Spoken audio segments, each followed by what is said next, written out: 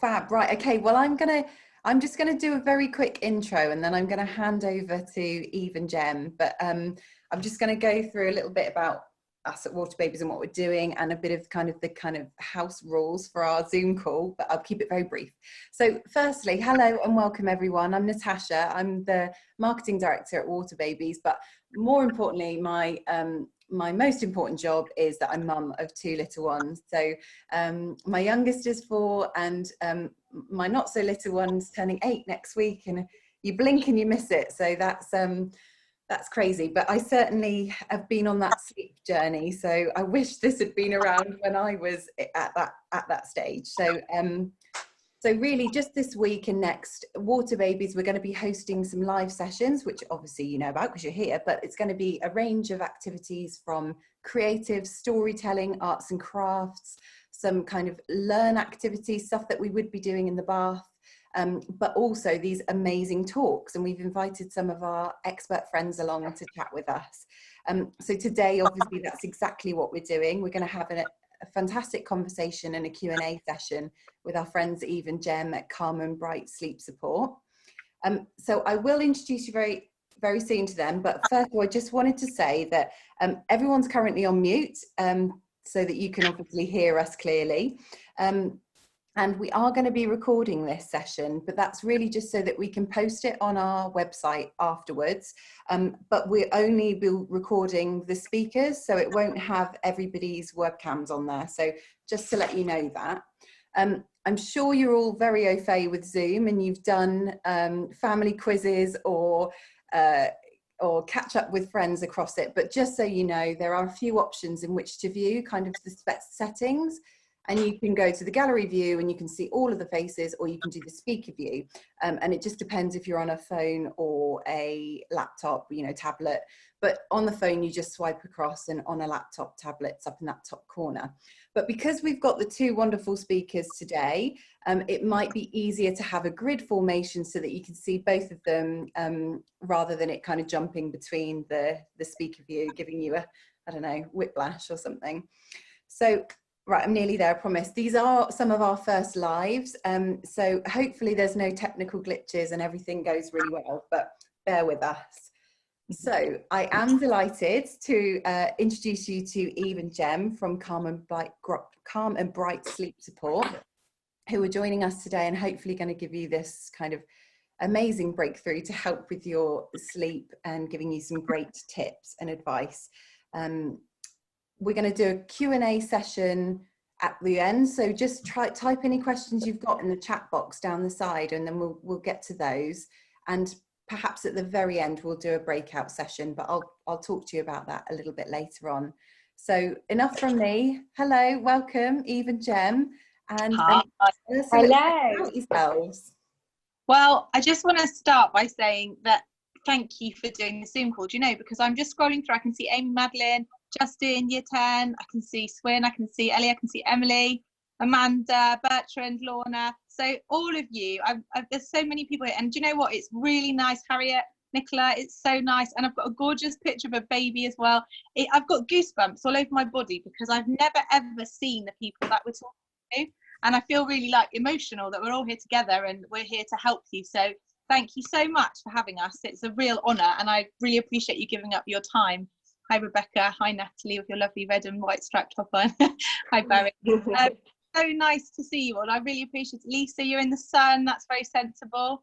Lara, it's lovely. Oh, I can see you all, and it's a real treasure. Hi, Anya. Oh, thanks, Paul. Nice to see you, Guy. Doing it for the lads. Yay. I can only see your ceiling fan before, Paul, but I'm glad you're here. Hi, Heather. Lovely smile, Bronwyn. Oh, it's just lovely. I'm sorry I can't mention you all, but do you know what? Thank you. So here we are. That, you're probably thinking, oh, here we go. Some people are going to tell us, that they know better than us about baby sleep, and actually we're just knackered. And can you just get to the point? So I will. And the point is that we are Gemini sisters, and we were once absolutely no words to describe how shattered we were. Jem's a paediatric nurse. I'm a mum of 4, and I went quite potty and quite weepy and forgetful and cross and rageful and down when I was shattered, and I had my car with my baby in it. And I was dead against any crying. I believed was negligent, not seeing to their needs. My job as a mum was to be there for them, and that included all times of day, not just daytime, but nighttime and any time. And I felt it was very selfish of me to want to have sleep, and to get them to fit into my schedule. The other thing that stopped me was I wasn't a very routine-y person. I'm a real free spirit.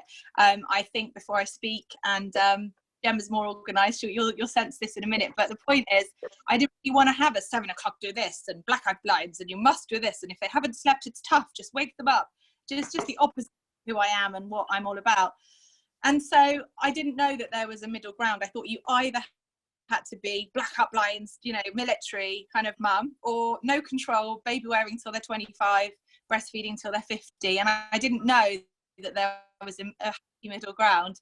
And so when I discovered through getting to the point where I couldn't go on as I was, because I'd crashed my car and I was emotionally unavailable, I was all the things I've just said, I got to the point where I thought, well, I've got to do something. How bad can it actually be to do sleep teaching? How bad can it really be to have 3 to 5 days, so they say, of difficulty compared to days, weeks, months, years of toxicity from sleep deprivation? And so I did my own form of sleep teaching, which was very responsive and very loving, but just not doing what I did before, which is always an ing. It's always feeding or patting or rocking or sleeping. There's always an ing in there.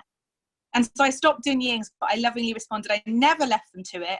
And I said through my actions, I love you and I will always come back, but I'm not going to do what I did before because it's not working for me. Your dad haven't slept in the same bed for however long. It's not working for your siblings. And I did it, and it was the best thing I ever did. And I then was so compelled by the change, because within 2 nights she was doing 12 solid hours. This is a baby that needs to be breastfed back to sleep every 45 minutes to 2 hours. I went to the health visitors and I gave her my number and I said, please, if there are any other parents locally struggling, let me help them. Give them my number and let me help them. I'll do it for free. I don't care. I just need them not to feel the way that I feel. And I need them to know you don't have to carry on like this. It's not just, oh, they're just a bad sleeper, they're an early riser. There is hope. I thought you were totally bonkers when you started doing it. And then I had my own babies and I realised that you weren't. Kind of matters, doesn't it? I remember you saying that. Why are you doing that? So I drive around for 5 years around parents' houses and help them voluntarily, and drive home and breastfeed. Gemma thought I was nuts. But yeah, so and Gem's story's a bit different. She came on 5 years later when we became a business. What's your thing, Gem? So I am a paediatric nurse. I have got 3 very cute, very naughty boys. And I have been a nurse for as long, since I was 17. And Eve asked me to join Calm and Bright 5 years ago. And my middle baby, Louis, had just been born. And I said, I love what you're doing. It's amazing. You're helping, babies get sleep. And at this point, I'd had a really good sleeper. So my first baby wasn't actually a really good sleeper. And we were struggling with Louis a little bit. And I remember saying, I'd love to help and I love what you're doing, but I won't get the same buzz that I get from nursing. But I couldn't have been more wrong, because I joined the team and started supporting mums, and I will never forget that feeling of that first mum that I supported and the message that I got saying they've slept through the night, and just being in tears and thinking, oh my gosh, I totally get it. And we are lucky enough to be able to save lives, but in a different capacity. And it really is a humbling and incredibly rewarding job that we do, and doing stuff like this just makes us so happy because it means we get to reach more of you. And so thank you so much for having us. Yeah, exactly. So we're here to help. We don't want to bang on about us, but we wanted you to know who we were, so that you know who you're listening to. But we've been doing it for 11 years now, and because we do it remotely, so we don't come into your house and do it for you, because then we're taking away your ability to do it, and you guys are the experts, believe it or not, in your baby, not us. We never call ourselves experts. We just bring the knowledge that we know and the care that we have for you. And so what we want to do is to be able to help you. We don't want to bang on and on and on. So we do it remotely. So when we help, we do it through, our homes into your home. So you do the work through our support and information and knowledge. So should we, do you want to get to helping people? Should we start, Natasha? Are you happy for us to start answering questions? Should we just go for it, Gem? Yeah, let's go for it. Where do we see the questions then? Do they come up? Yeah, Natasha's got them. Oh, great. So I said earlier on, my baby just won't sleep through the night because they're coming up along the bottom. My baby just... Oh, we've lost Eve. Sorry, I think this is the technical difficulties we were talking about. Hopefully she'll be back very shortly. Sorry, mine was muted and then I couldn't unmute, so we're back. Oh, that's all right, Natasha, don't worry. Thanks, Jem. Shall I start with the questions because they're coming? Yeah, that would be great. I'm sure Eve will join us again in a moment. Eve's back. Hi. Yeah, there we go. Yeah. Oh, great. Okay, so I'll go through because the questions coming in thick and fast. We'll start at the top then. So Natalie, my baby won't sleep longer than 5 a.m. I've tried letting him sleep more in the day and also less. We have a solid bedtime routine. What else can I try? Do you want to do that, Jem, or do you want me to? Yeah, I don't know how old baby is, but we look at 3 things with early wakes. We look at day sleep, so how well is your baby napping, how well is your nap serving your baby, and then we look at what time bedtime is. If your baby's waking early, then short term, are we doing the very best that we can to make sure that your baby's getting 11 or 12 hours of sleep? And also, what are you doing when they wake early? Are you getting them up and starting their day at that time? Have you got a boundary in place where you try and resettle them in the morning? So those are the 3 things that we always look at, and we find that often they are nearly always linked in with overtiredness. So that's something that we recommend helping you with, so that your baby isn't overtired, and we can do our very best to get you the full 11 or 12 hours sleep that your baby needs. Yeah, Jem's right. I would say 80% or more of early wakes are down to tiredness. Also, at the moment here, we've got obviously birdsong and light happening at about 5 o'clock. Any wake before 5 o'clock is not an early wake, it's a nighttime wake, and then we need to look at how they settle. And I'm guessing a lot of people who are watching this have a baby that doesn't settle themselves, so it's about understanding how we can help them to be able to do that. But early wakes, I'd say blackout blinds really do help at this time of year. Mine sleep in the light, and some are fine, but some need it. And also white noise is a really good one. So continuous white noise that plays for all of the time, about the volume of a shower, as if a shower were in the same room. And that white noise just mimics the whoosh of the blood through the umbilical cord. So it's nothing you need to worry about. It's nice and natural. And that can really help as well. But overtiredness, so inadequate day sleep is your number 1 cause, and too late bedtime. So going to bed at 7:30, 8. If they're waking up at 5:30 or 5, they really need to be in bed by 6:30 so that they're getting as much of that sleep as they can. And then you might find that the early wakes gradually stop. So Eve and Jem, is that from a certain age range, or does that qualify for all children? Yeah, all babies. Biggest myth is that you need to tire them out, restrict their sleep. We never ever wake babies from naps, apart from 2 instances which are rare. But on the whole, the more day sleep they can get, babies, newborn babies can sleep 8 hours in the day and another 10 to 12 at night. So the more the better. Sleep begets sleep. Okay, fab, thank you. Right, so the next question from Leonie is, I'm struggling to get my little one to sleep on his own during the day. He wants to sleep on me. Any tips, please? Depends how old he is. If he's a baby, under 12 weeks, then that's absolutely fine and lovely. And we encourage as much skin to skin as possible at the beginning. And it also makes you rest, so it's wonderful. But if it goes beyond 4 to 6 months and you're wanting to be able to sleep independently, it's really going to be about being conscious of their nap gaps. A baby that is only 4 weeks old, for example, wouldn't want to be awake any longer than 45 minutes, and a 6-month-old baby no longer than 2 hours. So the nap gap is critical to understanding and getting down for a peaceful settle, because when they go past their nap gaps, they get an injection of cortisol, stress, and adrenaline into their bloodstream, and it makes it, 1, really hard for them to settle, 2, hard for them to restful sleep, and 3, they wake too early from those naps as well.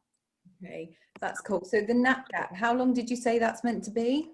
It obviously changes each month. It changes. So we do have a sleep needs table that we have available to people, but 6 months, 2 hours, and at 1 month old, it's 45 minutes. Okay, fab. That's really good. Thank you. God, I wish I'd known all this. Invaluable. From AA, it says, when I put my baby to deep sleep, I leave the room without making a single noise. He wakes up within 10 minutes. I can relate to this. How do I give him the assurity he is safe?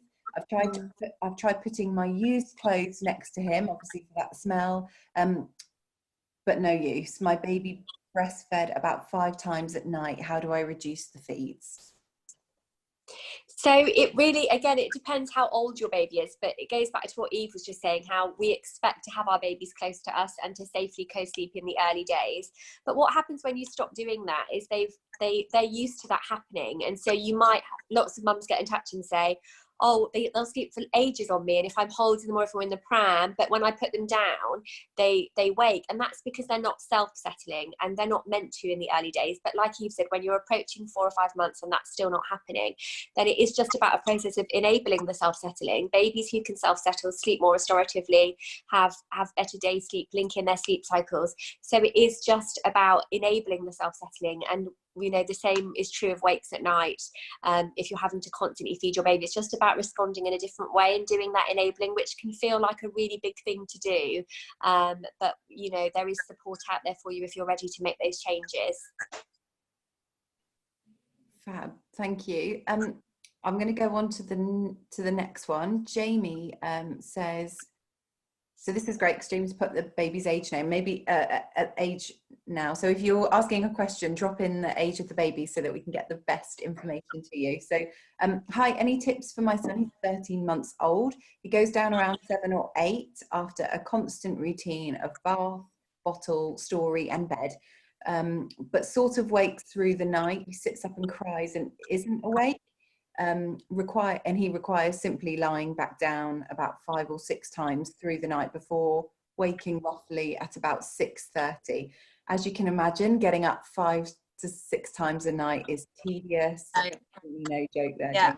God. Yeah. So no, just not so confused. Yeah, so actually it's a really easy one. What was the name again, Natasha? That's Jamie. Thanks, Jamie. 13-month-old. So at 13 months, as I know you know because you're asking the question, you're absolutely able to do 12 solid hours and needs that for development, immunity, physical and emotional structure, and also resilience, most importantly, because we're not hugely structured. We just know that they like the predictability, and so do we. I mean, I don't know about you, but I would love to know when I'm going to bed that on the whole, when there's not a night of teething or something, that I'm not going to see them until at least 6, but ideally 7. And so what I would say to you is your so your association that you've got is lying them back down, and so long as you continue to do that, they will continue to need that. So when that stays an option for them, they will continue to do it. So you almost are inadvertently perpetuating those wakes. So as long as they don't get anything out of my bottle, no anything exciting or comforting when they don't need it, then they will sleep through. So whatever payoff your child is getting, and this will answer probably lots of people's questions, I hope, whatever they're getting that's a reward for waking, and that can be as simple as a visit or a cuddle or a feed or a rock or a stay or a co-sleep, then that will continue. So only when you stop that as an option for both you and them that it will stop. So I wouldn't be sitting him back down. I would be letting him work it out for himself. And if he does get upset, I would wait until he knew he needed helping. I wouldn't go just because they're moaning. I'd go in when they're really needing some help, and I would help him lovingly, and I'd be consistent with that until those wakes stopped. I'd be really surprised if they didn't stop over just a few days, and do DM us if you want them actual help with it. So I'm going to jump away from those questions. I'll come back to them in a minute because there's still lots coming through. And I would just ask them, so we're obviously talking about baby sleep at the moment, but what is the importance? And Eve, you kind of shared a bit of your reality at the beginning with your little ones. Why is it so important for us as the adults to get sleep as well? Why is that so important? It's huge. So we're not as safe. We're not as loving. We're not as calm, and we're not as happy when we are exhausted. It is a toxin. It is used as a form of torture for a reason.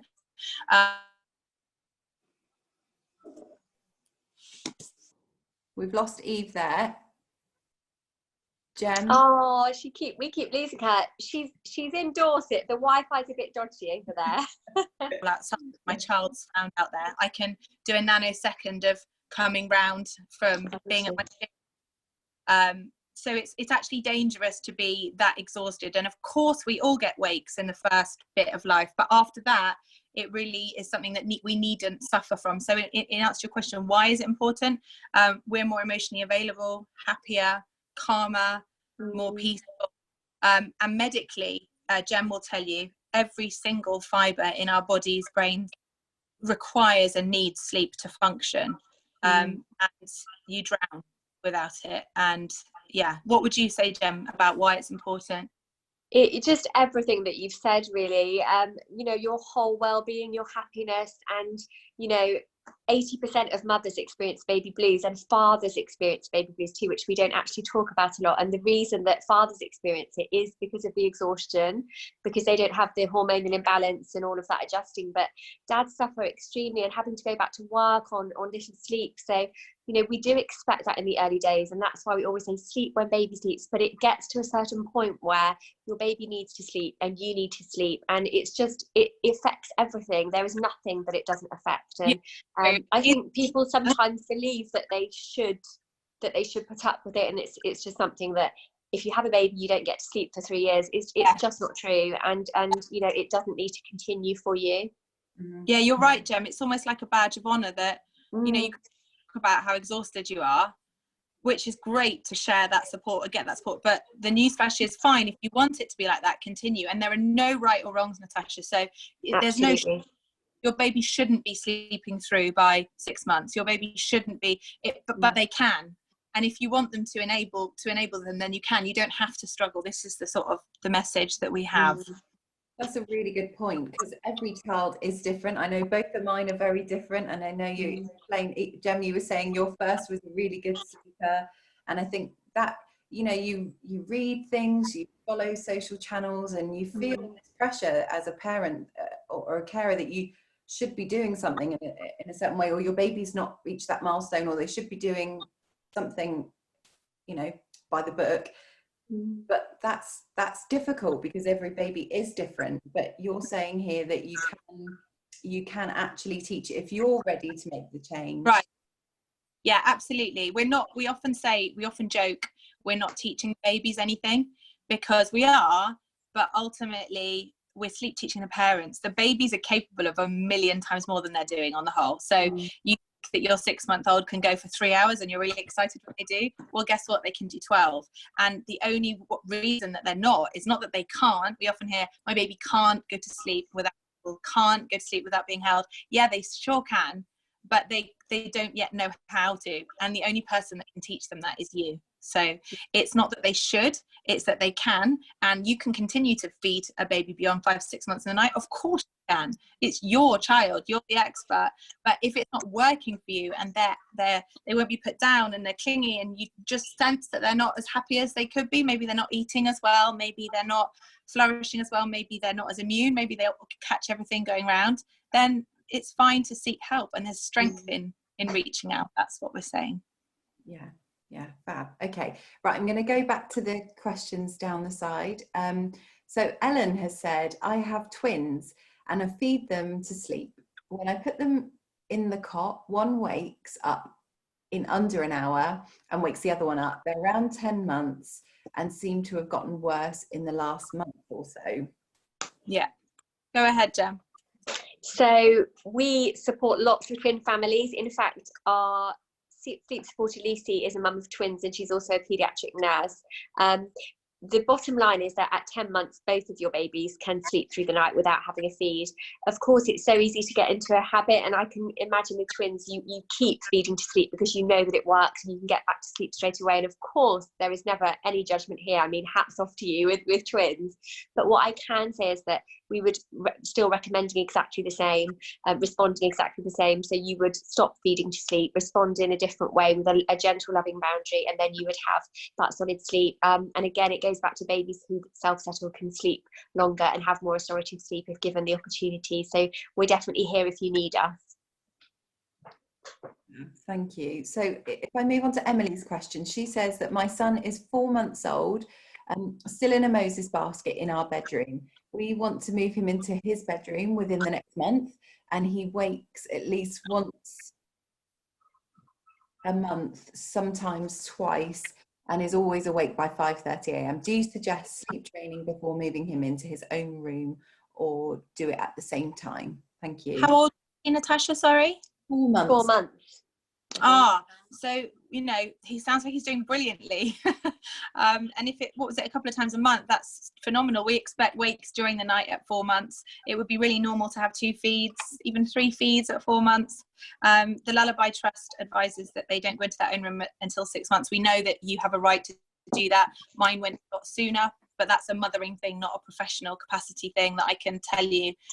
So we would say, yes, move them into their own room at the same time, but we wouldn't urge you to do it anytime soon, just when it feels right for you. Yeah, fab. I think a lot of it is your own instincts, isn't it? And everybody has a different parenting style or way. So you have to do what's right for you and your family, don't you? And shut out the rest of the voices, because I found with parenting, you only really feel guilty if you kind of believe what they're saying to be true. So it doesn't hurt if I say to you now, Natasha, I can't stand your pink hair. Yeah. You'd be like, that's fine. She's obviously, you know, not quite with it. But if somebody says that, you know, I'm spending loads of time on my job because I'm not spending enough time with my children, I might think, oh, that might hurt, but only if I worry about it myself. So in other words, make your decisions that are right for you and your family and cast aside the rest. And if somebody says something that hurts you, just ask yourself why you believe it yourself. And if you do, maybe something to think about, you know. Yeah, and we talk to people all the time, don't we? We say you might not feel like it's all the time, but you are definitely the expert in your baby, and nobody knows your baby better than you. And people are often surprised when they come to us and we say that, but it really is something that's so important to us that you know that. And for everybody, they will be ready at different times to enable their baby, to move their baby into their own room, and there is never a wrong if what you're doing is working for you.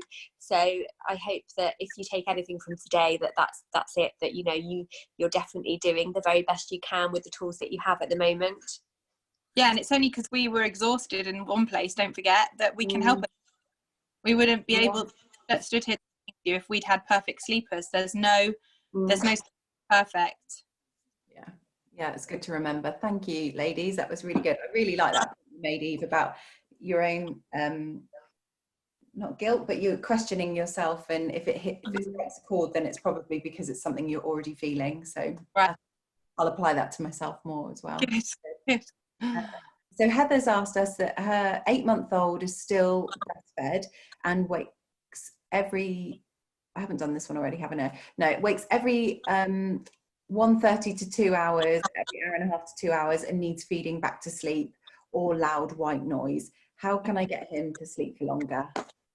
So your 8.5-month-old doesn't need the feeds in the night. Remember, needing and taking are different. If somebody comes up to me and offers me a home-cooked carbonara at 3 a.m, I would defo have it. It wouldn't even touch the sides. But I promise you, I don't need it. My genes will testify. So if your baby takes the feed, it doesn't mean they need it. And from 5 to 6 months, they don't need it nutritionally or emotionally, and they can do it. So how you stop doing the night feeds is you stop them. And I don't mean to trivialize it and make it sound simple, but so long as that feed is an option, the wakes will continue. And I know you're thinking, okay, well, that's great, I stopped them, but what do I actually do instead? Well, you lovingly reassure them that what you're doing is okay, but you don't do it. You don't go back to it. And similarly, when they next get ill and you've sorted it out and you get 12 hours sleep, when they next get ill or teething, you don't revert to your ing, whatever that is. So you can totally do it. I mean, if your baby's healthy and well, this 8-month-old baby, what day are we today? What are we? Tuesday? So yeah, literally by next Tuesday, they could be on 12 solid hours, really. And at 8 months, 2 lovely long naps of about 2 to 2.5 hours each, 2 times in the day, in the morning and afternoon. You can do this. Their nap gap is 2.5 hours, by the way, at 8 months. That sounds good, right? I can see people going, oh, please, can I have that? They don't. It's natural, by the way, Natasha, for people listening to me going, blah, blah, blah. Yeah, she's saying it, whatever, that they must be different. They're less strong-willed, or they're heavier weight, or their room's cooler. No, your baby, unless you have failure to thrive or a physical thing, which I can tell you I've encountered 3 babies in 11 years that can't do it, that do have a physical setback. Your baby, whoever's listening to this, can do 12 solid hours most nights. Obviously not when they're, up by the storm or something, that's normal, but honestly can. It's real. And if you don't believe me, please have a look at our page, because it really is real. It's within reach. Yeah, it's within reach. Read the testimonials from the parents that you've worked with. They are phenomenal. I was having a good through again last night and thinking, God, this just speaks volumes, which is fab. It's similar when we, people come to our lessons, they just love it, and that speaks volumes, doesn't it? So absolutely. What I was going to say is linked back to that question. So if you're taking out a nighttime sleep, and I know we're not here to talk about feeding, but would you then, if you're stopping that feed and someone's worried that their baby is not having enough nutrition, should they compensate for that throughout the day? Is that a bit out of the remit? Should I not be asking that? No, you it's go fine. You can ask. that. Yeah, it naturally, baby's intake in the day naturally increases when they're not feeding at the night. So all of the mummies that we support, nearly all of them will say, oh my gosh, Jem, oh my gosh, Eve, I can't believe how much they're taking in the daytime. And that is because they're having it when they're supposed to. And they will just increase in the daytime and they won't have it at night. And that can happen anytime from 6 months. So yeah, it's absolutely achievable, and they will definitely take it when they need it in the daytime. Great. Okay, thanks. That's cool. So Justin says, my son is 14 weeks old and tends to sleep for 3 hours from 7 to 8 onwards, and then wakes for... Oh, I think Jem might be muted there. I'm not sure. Jem, were you saying something else? No. No, okay. So says, feeds every 2 hours. I feed in the bedroom in the dark. He rarely opens his eyes, but is clearly hungry. We've also experienced him waking 45 minutes to 1 hourly. So did you get all of that one, or do I need to repeat it? Yeah, is he 14 weeks, Natasha did? Yeah, 14 weeks. Yeah. So at 14 weeks, babies still need to feed 1 or 2 feeds through the night. So we definitely recommend continuing with that. What's probably happening is that because they're feeding quite frequently, they're in light sleep cycles, which is why they wake after 45 minutes, which is 1 sleep cycle. So sounds like that's exactly what's happening.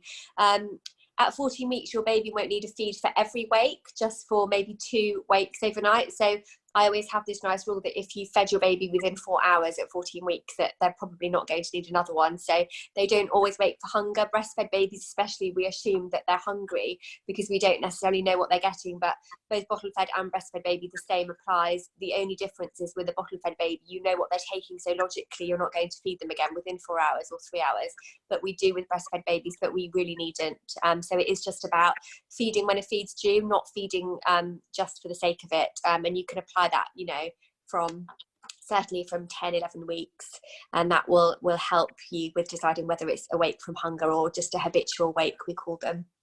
Okay, I could ask so many questions off the back of these, but I'm aware that I've still got 21 unread messages and I want everyone to have their voice heard. So I'm going to power on through. Hi, our little girl is 15 months. We know she is getting overtired and fights naps and doesn't go down until 10, 11 at night. We tried bedtime routine from 7:30. That's from Abby. So any advice for Abby? Are you there, Eve? Looks like she's frozen on mine. Oh. That's all right, Natasha. I can answer this one again. Don't worry. How old's this baby? Abby said the little girl is 15 months old. 15 months. Okay, so at 15 months, your baby's probably transitioning to go to 1 nap. So that can sometimes disrupt sleep at night. When we talk of sleep regressions, it's often a sleep need in the daytime changing. It's great that you've got a good routine in place. We recommend having, once you're upstairs, having a bedtime routine, so bath, it might be a story, some milk, and then in bed, and then after that point obviously staying upstairs. And we, as part of our plan, we do reassurance visits when we need to give babies that message that they're loved and safe and okay, but that it's time to sleep. But most of the way that we reassure our babies is non-verbal. We can offer so much reassurance non-verbally and with touch, without picking our babies up, without feeding them. So we would recommend looking at something like that works for you to ensure that your baby's learning how to self-settle, and that I expect will help everything feel much more manageable. Cool. That leads really nicely onto the next question. This is a really generic question, is from AA, saying, what is an ideal bedtime routine? I suppose, what does that look like, and perhaps what time could that be as well? Yeah, so babies from birth up until the age of 6 or 7 need 11 or 12 hours at night. And obviously when babies are newborn, that will change, and their day and night sleep is exactly the same, and then when they're coming out of the 4th trimester they start to link in their sleep cycles, which is when we get the regression. So it's just about responding differently, and it depends on the age of your baby. Lots of you that have had babies will know that you often keep your baby downstairs initially when they're newborn, and meet their needs there. They might cluster feed or, you know, breast or bottle feed, and then you would go up to bed at about 11 o'clock and take them up there. When babies get to about 12 or 13 weeks, and this coincides with them needing to learn to self-settle, they might start being quite fractious or a bit unsettled when they're downstairs, and that's when you need to start implementing a bedtime routine. And for everybody that routine will be different, different cultures, different families, depending on what you had when you were growing up. So we always try and respond and give you support based on what you want to do as a family. But what we do know is, certainly for toddlers, limit screen time in the evenings. When you're upstairs, stay upstairs. Bath time, I don't know about anyone else, but bath time is definitely not peaceful in my house. I mean, my children are wild. The floor is soaking wet, so everyone says, will it be a peaceful bath? It's never a peaceful bath in my house, but after that point we keep our children upstairs, and we might do a story, we might all read together, have that nice bit of time, like consciously lower your voice when you're talking to your children, dim the lights, and then, you know, that whole like staying upstairs. And having a sleep signifier is really important, and again, for every baby that's different. It might be closing the curtains, putting them in a sleeping bag, giving them a comforter and putting them down, and that signifier is really, really important because it tells them that it's time to sleep. It sets the scene for solid sleep, and you need to do that both for naps and for bedtime. It can be a really short, it doesn't need to be a lengthy process. For toddlers, often you can get into the whole reading 5 or 6 stories. It just needs to be one, unless you want to do more than one. You set the boundary, you set the scene. So it really depends on that, but definitely staying upstairs and taking everything a little bit slower after that point really, really helps. Yeah, I think that's great advice. I love going upstairs at the end of the day. You know, I may not have been with the kids all day, they would have been at school or nursery, or I will have been at work, and it's actually a really lovely time to all be together, to, like you said, no screen time, no distractions. Bath time, if that is a little crazy and wild and a bit splashy, then, you know, getting everybody settled in pajamas after is just really lovely. I often put my pajamas on as well and just have a good snuggle with them at that time. And oh, me too. I love doing that. It's lovely. Really lovely. it's got to work for your family, hasn't it? Like you said, the culture and what works for you. Definitely. As long as it's working for you, you don't need to change it. Absolutely. Definitely. Eve's back. Hi, Eve. Hey, sorry, I think I lost connection. No, that's all right. So the next question is from Flick, who says, my 4-month-old only naps for 3 minutes at a time. He sleeps 12 hours overnight and oh my God. 4 half-hour naps in the day. How can I get him to have longer, fewer naps? So at 4 months old, sleeping 12 hours, I'm guessing they mean with a feed, but it's difficult to know. Right. That's going to be about definitely understanding the nap gap and them not being awake for very long at all. At 4 months, you don't want more than an hour and a half so awake, and that means you put them down at an hour and a quarter, so they've got a chance to fall asleep, full belly, white noise, blackout blinds. They will lengthen their naps, but if they're happy between naps, it might be that 30 minutes is all you're going to get at the moment, but naps will extend. It's okay to have a 30-minute nap, but if they're cranky and crabby afterwards, then it's not serving them. Any baby that wakes crying from a nap or crying in the morning hasn't had enough sleep. That's an absolute dead cert. And also, just to help people out here, when a baby stays in a cot and just doesn't go to sleep straight away, so it takes more than 15 minutes to go to sleep, if they're crying, they're overtired, and if they're not crying, they're not tired enough.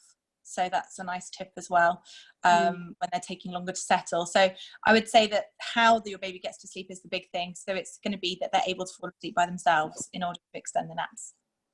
Yeah, I think when I wake up crying, I've definitely not had enough sleep. So I wake up crying a lot. Like, that's not time to wake up yet, surely not.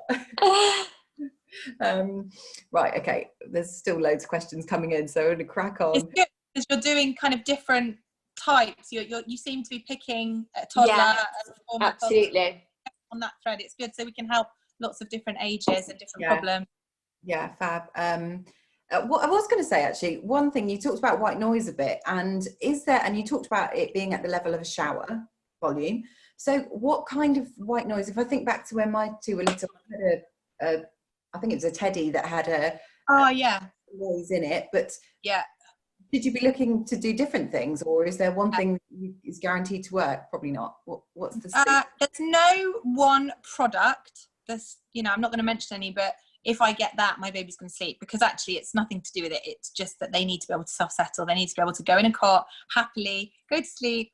And we all come into light sleep every 45 minutes, 30 or 45 minutes, depending on their age.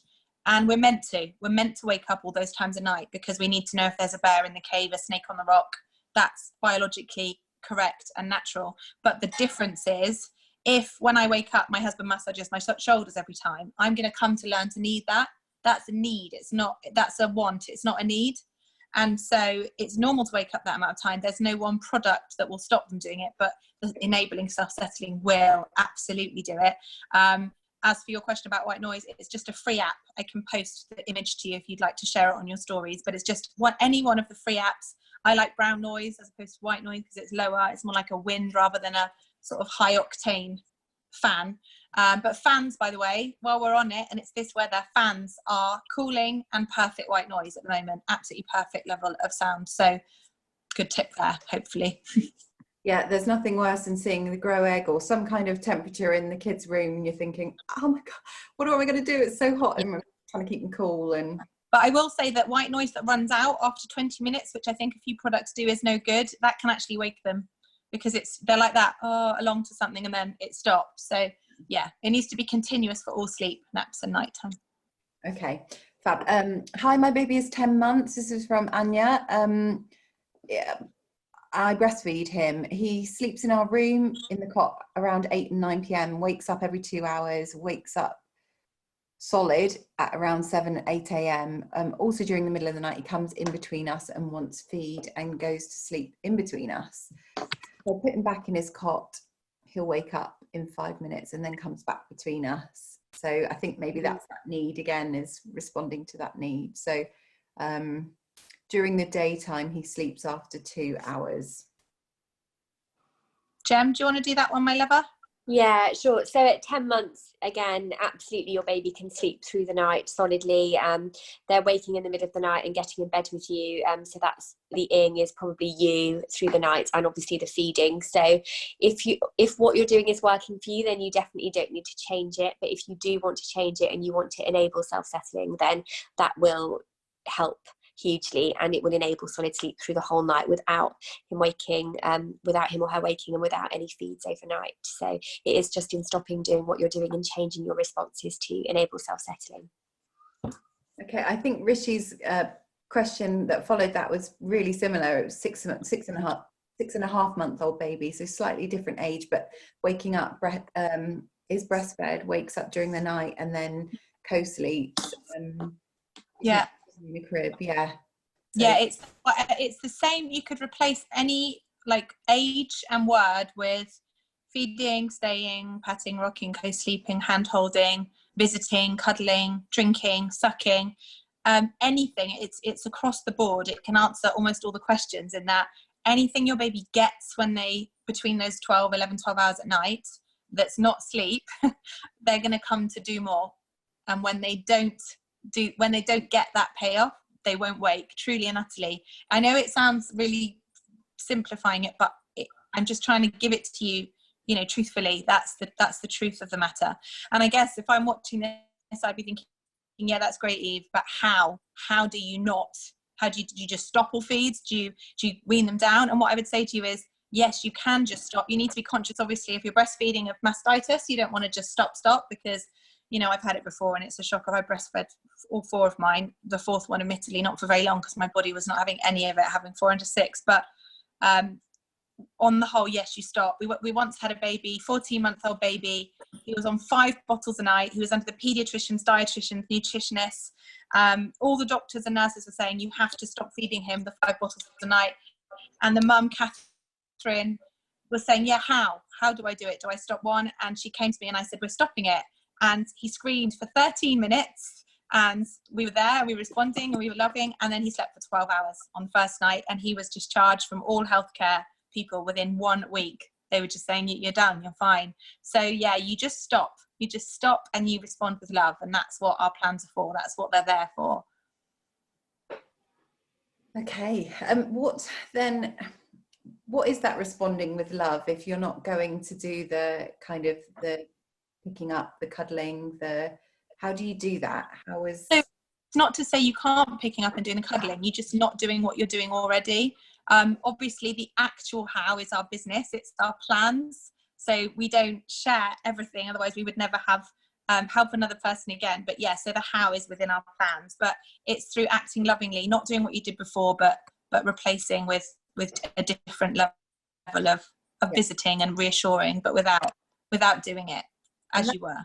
And that's where your support is so important, because you will assess everything. You'll look at that family dynamic, the culture of that family, the patterns that they already have, and then what you do.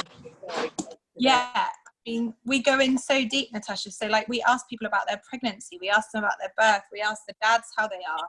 We want to know whether this is a particularly longed for baby, whether the baby followed loss, whether you have pressures such as returning to work or a house move, how the dad and the mum's marriage is feeling. It sounds really deep and possibly even a bit, prying, but actually everything we ask is for good reason, and it's because we really care about understanding where you're at. We can't help you unless we do. So you're right, the plans are the plans and they're amazing, but actually it's the support that's the magic. It's the hand holding and the saying, you've got this, we can help you, and troubleshooting and skillfully helping you get to where you need to be. That's the magic.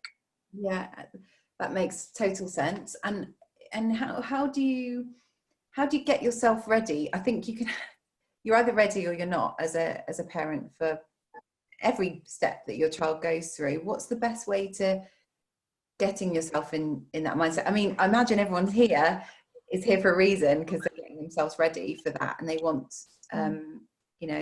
either better sleep quality, or they might join another call where they want to understand nutritional value for their child. So how do you get yourself in that headspace, especially if you're not thinking clearly because you've not had enough sleep? Jem, do you want to grab that one?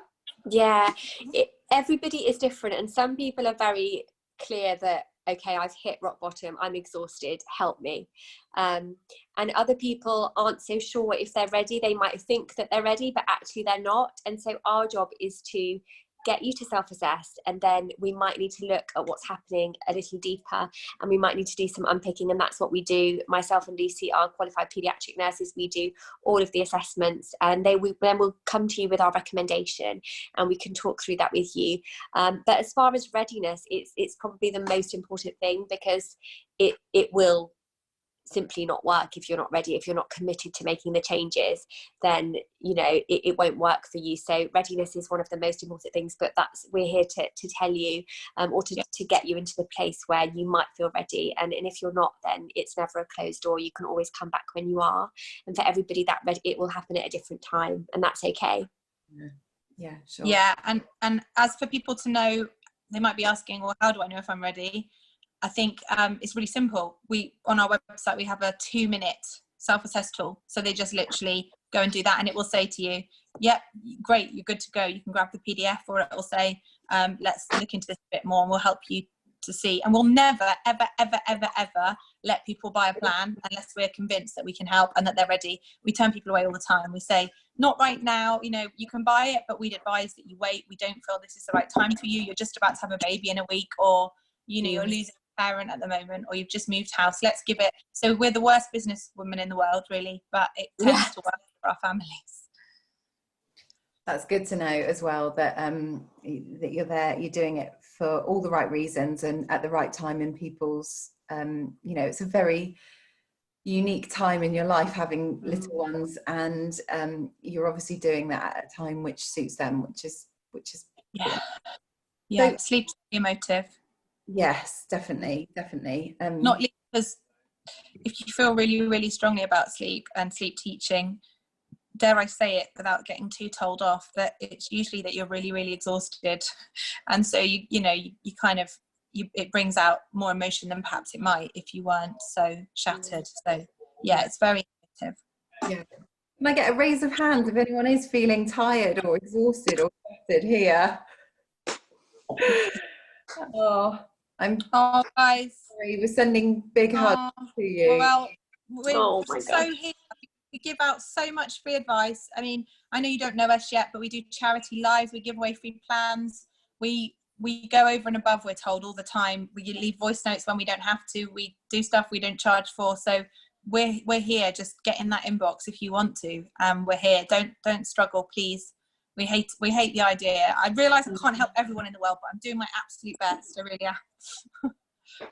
That's fab. We hugely appreciate it. We at Water Babies, but we as parents too, because it's tough going. And I wish I could somehow give a hug to everybody, a real proper one, where you don't let go for ages, and just give those mum and dads just that feeling that they're doing so much better than they realise. I wish I could do that, but maybe the words will go some way to doing that, hopefully. Definitely. I'm going to try and get through a few more questions. Yeah, let's do it. Yeah, so my baby is 9 weeks old. What is the recommended nap gap? GK, do you want that? So the recommended nap gap is 1 month is 45 minutes. That's the nap gap. So a baby that's nearly 2 months, it would be an hour. So that's the nap gap that we look at for a 2-month-old baby. And at this stage, again, the most important thing is that they're getting sleep and day sleep. And if that is on you at this stage, then that's okay. As long as they're getting good restorative day sleep and learning how to sleep restoratively, then that's okay. And you can enable the self-settling a little bit further along the line. Yeah, so 1 hour. Okay, fab. Oliver says, our daughter is 1 and goes to bed between 7:30 and 8. For the last month, she is waking in the middle of the night and wide awake and will not go back to sleep. Last night, she was up from 1 till 4 a.m. I imagine Oliver put her hand up when I said who's exhausted. During the day, she may sleep for 30-45 minutes in the late morning and fights as hard as she can not to sleep in the afternoon. But if it does go down, she can get up to 1.5 hours. How can we help her to want to nap in the afternoon and not wake so alertly at night? Thanks. Oh, I would say, first of all, massive hugs, because that's full on. I mean, really brutal. I struggle after a couple of those nights, let alone a perpetual cycle of them. So firstly, amazing that you're even standing, whoever you are. What was the name again? Was it Oliver? Oliver had mentioned that, yeah. Hey, Oliver, I'm going to try and scroll through so I can see you. It would be nice as I'm talking. But yeah, a few waves so I can see you when I see you. But ultimately, bedtime needs to be earlier. Okay, so if they're going to wake, they need to be asleep by literally at that age 1. I would say, 7 o'clock, 6:30, 7 if they're knackered. And what I'd also say is, how do they get to sleep? Because I'm guessing they don't self-settle themselves. And I'm guessing they get something in that hour, 2 hours of wake. I would say, if I were you, I'd be wanting to self-assess on the website or DM us so we can look at this further, because I don't want this continuing for you. It's not sustainable. I'm guessing you know that already. It is a form of torture for a reason. So please do get in touch and DM me and say I asked you to, and I'll remember your name. Cool. Thanks, Eve. So Athena has said, I have a 4-month-old baby and she only falls asleep for the night if I bounce on a ball. How can I stop this habit? She sleeps sling for naps. Yeah, we kind of answered that question, because that's what you're doing. That's how she's falling asleep. So when you stop doing that, she needs to be able to be popped in the cot. So I would just be really strong on the nap gaps, not having her up too long, feeding her before, and then pop her in the cot and give her some reassurance that she can do it and be consistent and stick to it. Okay, I will keep going through the questions. Some of them, I'm sorry if they're repeating them, Eve and Jem, but I don't know the answers to them, so I can't decipher. It may be something. That's okay. I'll just carry on through. So baby girl is 10 months and wakes every night in the early hours and is wide awake for 3 hours. She's not hungry or needs a nappy change. Bedtime is 7 and wakes up from her last nap around 3:30. Any ideas, please? Thank you. So I would probably look at what you're doing when your baby wakes. How are you responding? What are you doing to get your baby back to sleep? Again, it will lie in the self-settling. Lots of people get in touch and say they've had enough sleep at 6 hours in and they're wide awake, but they're probably just really overtired. And you'll know that when you're exhausted, you're a little bit wired, aren't you? And like you said, we've got increased cortisol in babies who are tired. So often they might present as being wide awake and as having had enough sleep, but they haven't. So again, it goes back to enabling self-settling. Not feeding, which I don't think it sounds like this mummy is feeding, but it will be in the self-settling most definitely. And also the amount of day sleep as well, you know, really important. A huge amount of day sleep at that age. Absolutely. So Lisa says, hi, my son is 3 months, starts to cry as soon as we walk into our bedroom to put him down for a nap, even when keeping to nap gaps for his age. Should I be aiming for him to be asleep by the nap gap time, or putting him down then, as he can take 10 to 15 minutes to settle? Thank you. 10 to 15 minutes is a perfect settle time. So anything up to 15 is perfect. It's not too long. It's natural. And people often say I'm following the nap gaps, but our nap gaps are a lot shorter than anyone else's. I know for a fact. So often you're following a nap gap, but not the right one, I'm afraid. So nap gaps, self-settling, and enough day sleep will come through that. Okay, great. I hope these are all proving really useful for you guys. I'm sure you're learning lots. I am, and like I said, I've already been there, so hopefully this is all really useful for you. Veronica says, my baby's 11 and still using my nipple as a pacifier. She doesn't drink much, eats really well during the day, so not hungry, but at night needs me to fall back asleep again. So that comfort there.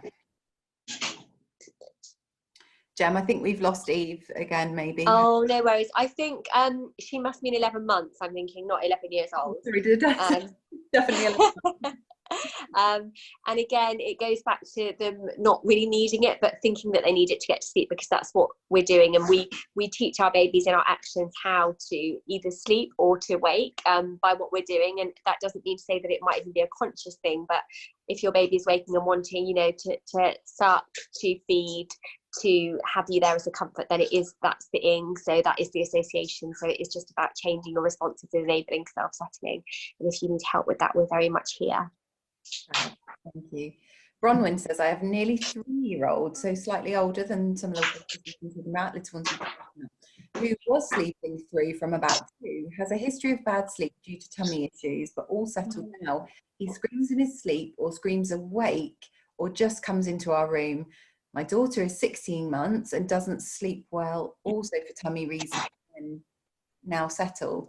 If she wakes, she gets very distracted, and both only accept me. It's very tricky to get down after naps, often skipping, then getting tired.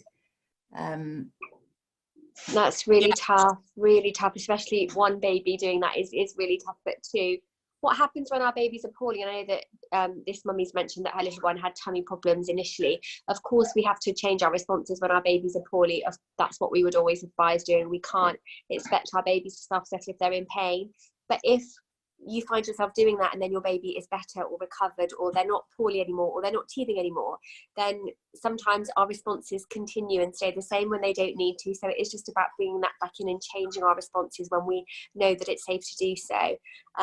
We support lots of babies with reflux. I'm not sure what the tummy problem is. I would need to know a little bit more about that, but we support babies with reflux, with other health conditions, with colic, and so we can definitely offer support. If your baby has a health need, it doesn't mean that they can't sleep, and we can help you. We would just need to know a little bit more information first, but it will definitely be in responses for both of her babies and changing those if it's safe to do so. Fab. Thanks, Jem. The next question from Rachel and Rory is quite a long one, but I think essentially what she's asking is that they had a sleep routine and he was doing really well at self-settling, but that's changed now. Can that happen? What? Not really.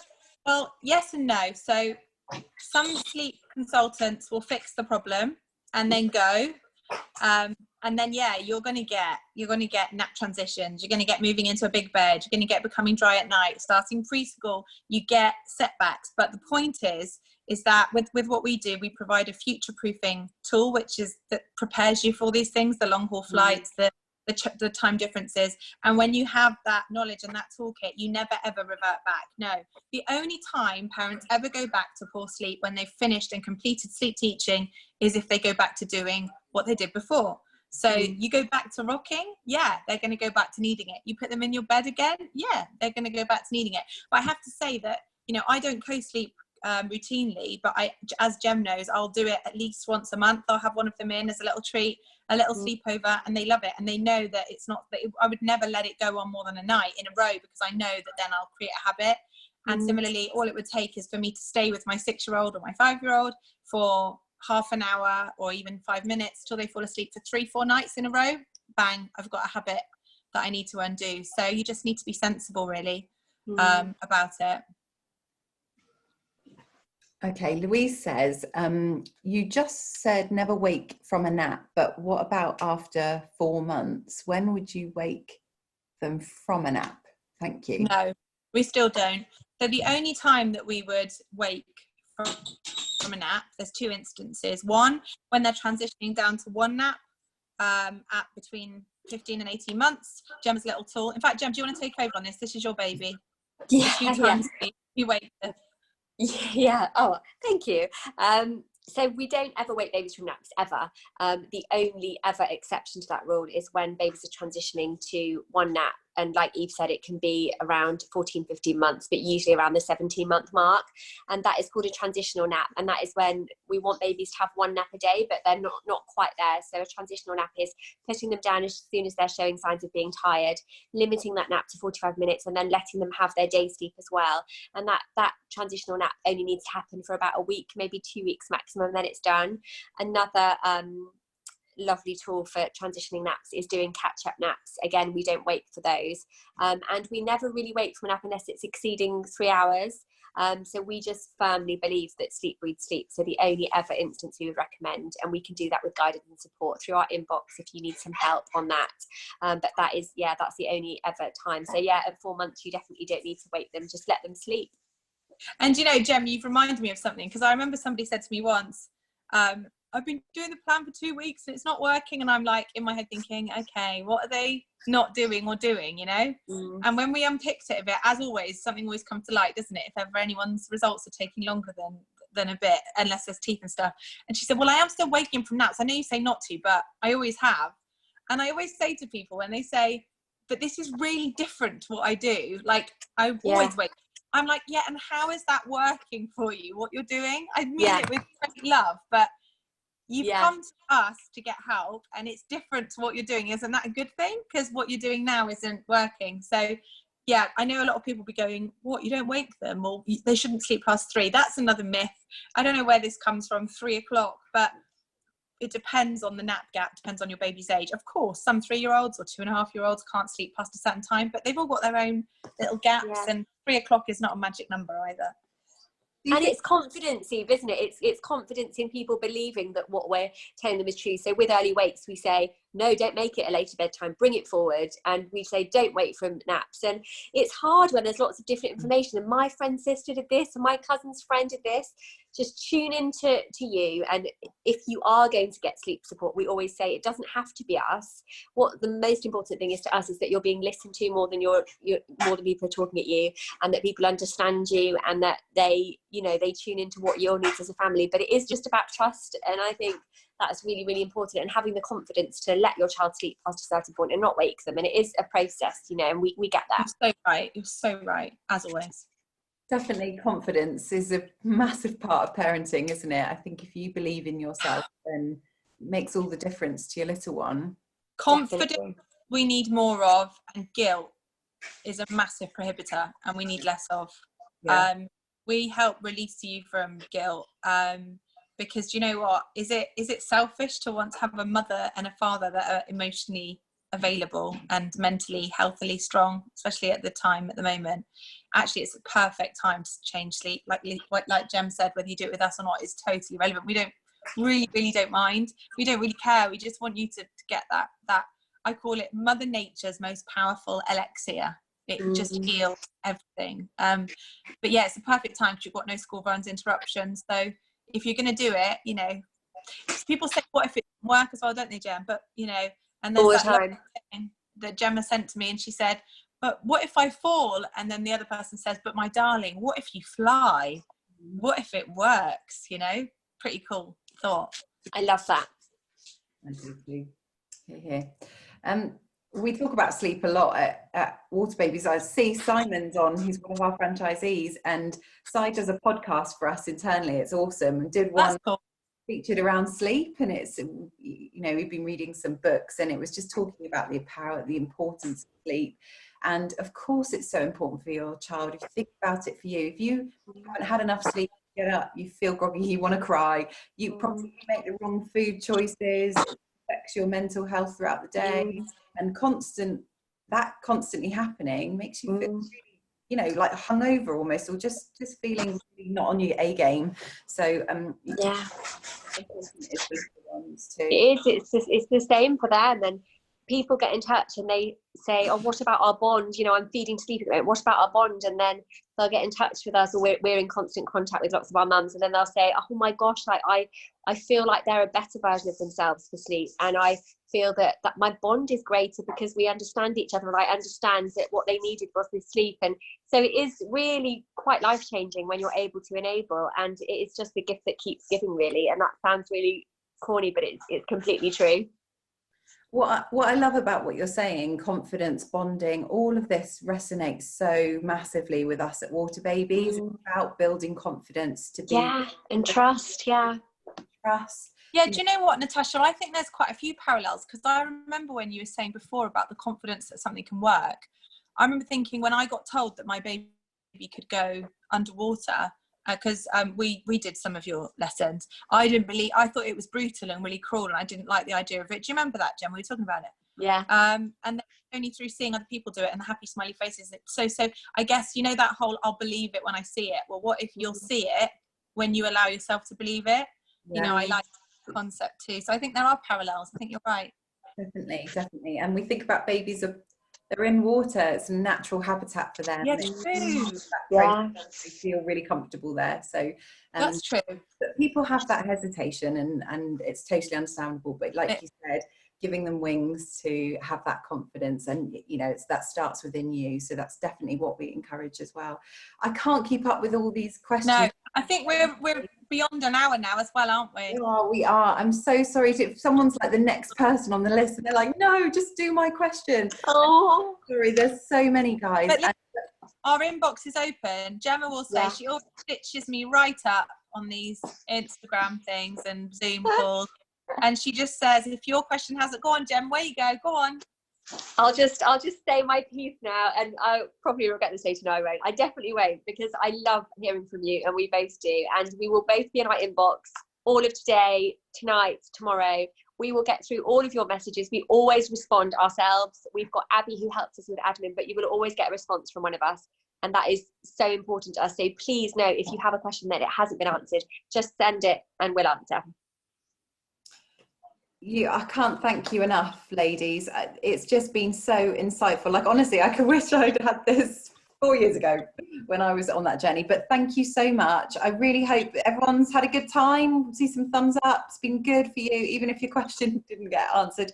The lady said that they are happy to do that. What we're going to do is put a link on our Water Babies website of this kind of recording, so that you can check back if your sleep deprived brain couldn't pick up everything.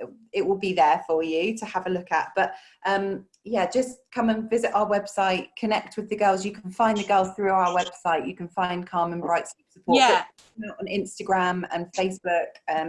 Yes, a few people are asking, Natasha, a few people saying, how do we get in touch? So I'd say Instagram DM, or the email is support@calmandbright.co.uk if you want to email us. But Instagram is best, or email. We've got you either way. Amazing. We've just posted in the chat there your email address and your Instagram handle, so people can find you. But yeah, you can also find across our website. I just thank you all so much for your time. I know I appreciate you coming I can see Veronica there. And let me just say, who is this down here? We've got the most amazing background. Who is this guy in space? This is Simon. This is Simon. It's so cool. Simon, That's so awesome. Simon's our franchisee in Essex, who Simon. does the podcast for us, the sleep podcast. Oh. And it's so nice to see some men like Jamie and Paul. Thank you so much for listening to Yeah, us. thanks, guys.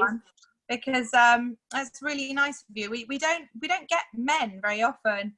Oh, look at Bertrand having a cuddle. You two look like you're a great team, guys. You stick with that. That's special. That's really special. Ah, I've been I looking want at a hug now. yeah. Yeah, thank you so much, guys, and for having cameras on. Sorry, Eve. I love this. I'm going to just to say, yeah, men do need sleep as well. You know, there's lots of stats that I won't scare you with, but your bodies need it too, and lots of other things, our bodies and brains. So, yeah, I think the camera thing was ace. I love seeing who I'm talking to. That's the best thing ever. Yeah, I really cool. appreciate you guys sticking around. Yeah. Thank you, everybody. And likewise, you can contact us on Instagram as well if you need anything. So check in tomorrow. We've got another live session that's at 2 o'clock again on Zoom, and that we're just going to be singing some songs that we do in our lesson and talking about language development and singing and all of that. So if you fancy a sing along, it's some nursery rhymes and some of our songs. Just come in, even if you don't know them. We'll put the lyrics up for you to join in. So it's going to be a fun session. Brilliant. That sounds fun. Thanks so much for having us. Thanks, everybody. Bye, guys. Thanks, Bye. Jen. Bye. Bye. Bye.